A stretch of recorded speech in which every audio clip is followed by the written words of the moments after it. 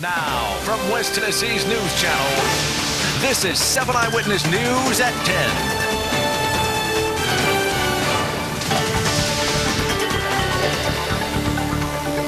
We have breaking news now from the 7 Eyewitness Newsroom. Police are looking for a suspect in the robbery of a West Jackson convenience store. It happened just before 9 o'clock tonight. According to initial reports, a man walked into the Phillips 66 convenience store in the 1900 block of the bypass just before 9, armed with a gun and demanding money. Reports also indicate that shots were fired at the clerk. However, there were no reports of injuries. Investigators say the suspect is a black man with dark complexion, medium build, and weighed about 180 pounds. He was last seen wearing a black jacket with brown fur around the collar and was also wearing a white toboggan. He also left running south from the area. If you have any information on this robbery, call Jackson Police or Crime Stoppers. In a follow-up tonight, new details emerge in the New Year's Eve death of a Whiteville man who police say was involved in an argument with a suspect who authorities now have in custody. Investigators now say 40-year-old Victor Alexander has been charged with second-degree murder in connection with the incident. Until now, police have remained tight-lipped as the nature of the argument, but now say 38-year-old Greg Douglas and Alexander were arguing over a domestic dispute when Douglas was fatally shot in the stomach. Authorities say Alexander is due back in court on January 10th. A Gibson County man is behind bars tonight after drugs were found in a car during a search by Humboldt police. Investigators say 49-year-old Danny Lee Walker of Dyer was pulled over early this morning at 6th and Main Street in Humboldt. During the stop, officers say they found cocaine and marijuana. Walker was charged with drug possession and possession of drug paraphernalia. He's being held at the Gibson County Correctional Complex and will be arraigned in Humboldt General Sessions Court. Crockett County investigators need your help tonight looking for a home burglary suspect. According to the Crockett County Sheriff's Department, a home in the 2300 block of Spence Road was burglarized earlier today. Investigators say electronic equipment and firearms were taken. If you have any information about the burglary, contact the Crockett County Sheriff's Department. Well, if a big screen TV or a new iPhone or a Kindle Fire was under your Christmas tree this year, Jackson Police say now is the time to write down all the serial numbers on your electronics. Serial numbers along with the brand and model of each electronic could help police in a big way if they're stolen or lost. Investigators say your records should also be kept in a safe place, along with digital photos of the items if possible. Say if you're the victim of a crime or your house is burned, you're going to need to report that information to your insurance company. And if you have photos of the items along with the make, model, serial number, value, it just expedites the whole process. Jackson Police say if they do recover the property every year, but often they can't return it to the rightful owners because they can't prove it's theirs.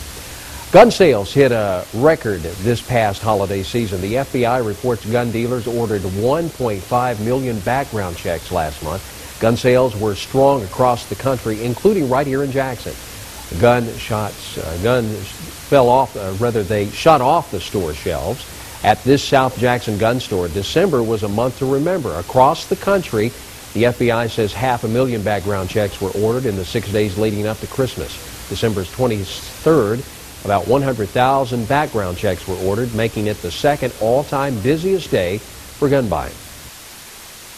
I don't think people just want to go out and enforce the law or play vigilantes or do anything like that. I just think that they realize that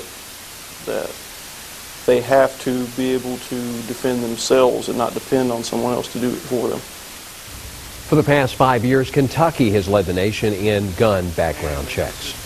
A Jackson City councilman is recovering in the hospital tonight. Police say he crashed his car into a metal utility pole this morning. Family members tell us council member Harvey Buchanan suffered a fractured ankle and a cut to his head that required surgery. His family says they don't know when he could be released from the hospital. Neighbors say they hope he'll pull through soon. I just wish the best for him. He's a wonderful person, and I just really hope that everything works out all right. He has a lovely family, they're good neighbors, and he has been an excellent councilman. We've been with the family, they're prayerful, and they are all together this evening, and again, Councilman Buchanan's in stable condition, so our prayers have been answered. Police say they still don't know what caused Buchanan to crash and that the accident is still under investigation.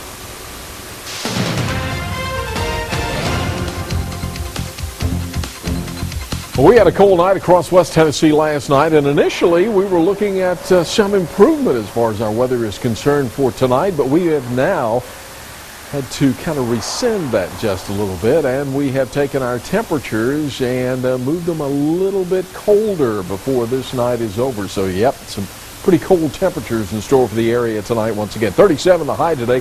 Low this morning was 17, 48 and 29 the normals, 74 degrees in 2004, the record high, with a record low of 4 degrees in 2001. So far, no precipitation in the area at the airport or here at the station, and nothing so far for the year. Fast Track 7 is showing no precipitation over the area at this hour, and as we take a look at what's happening for us tonight, it's going to be very cold once again, but sunny and warmer for Thursday. Rain could be headed our way Friday night. We'll look at the forecast in a few minutes. Fred. All right, Gary, thanks. Well, Jackson City Council members voted on improvements to the city's professional baseball stadium today.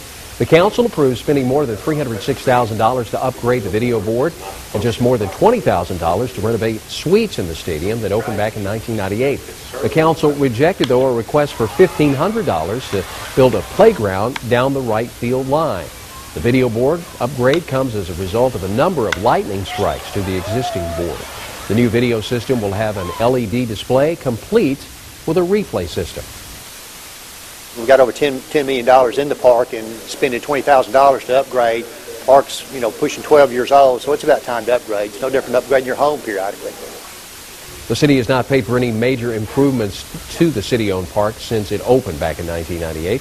The Jackson Generals, an affiliate of the Seattle Mariners, will open their 2012 season at Pringles Park on April 5th against the Birmingham Barons, who are the AA affiliate of the Chicago White Sox. Local realtors say property values of Jackson homes dropped nearly 20% in 2011.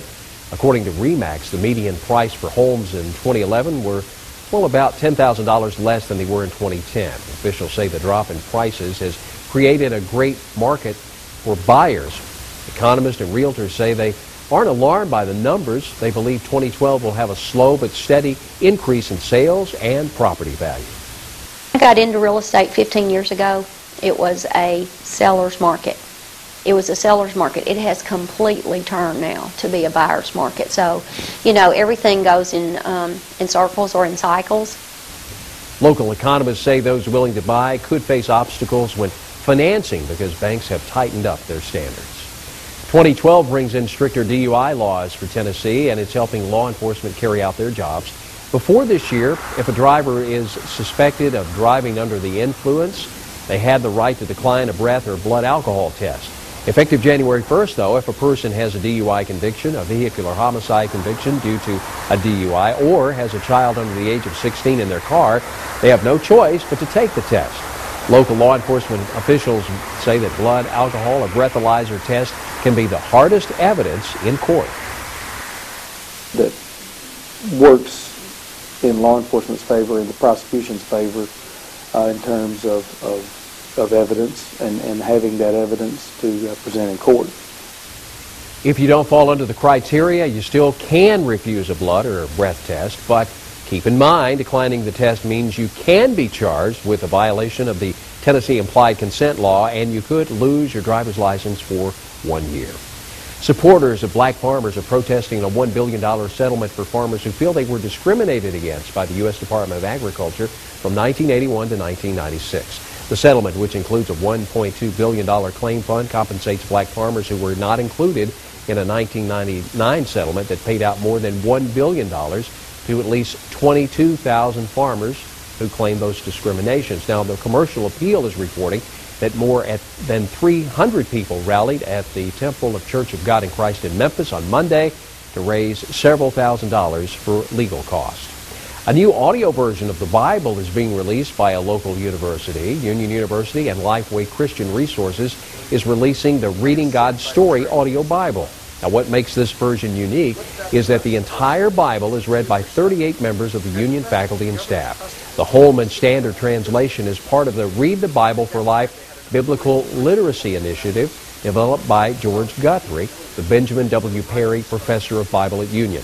Guthrie says the audio version for daily Bible reading is as important since many modern believers are increasingly illiterate, since many of them don't read the Bible. The Bible is offered in a variety of listening formats. Well, it's the hope 2012 will bring more business to come flowing into Northwest Tennessee with the development of this new river port. And a pregnant woman's decision to stop at an ATM on New Year's Eve resulted in an unexpected trip to the hospital to give birth. We'll have the details when we come back.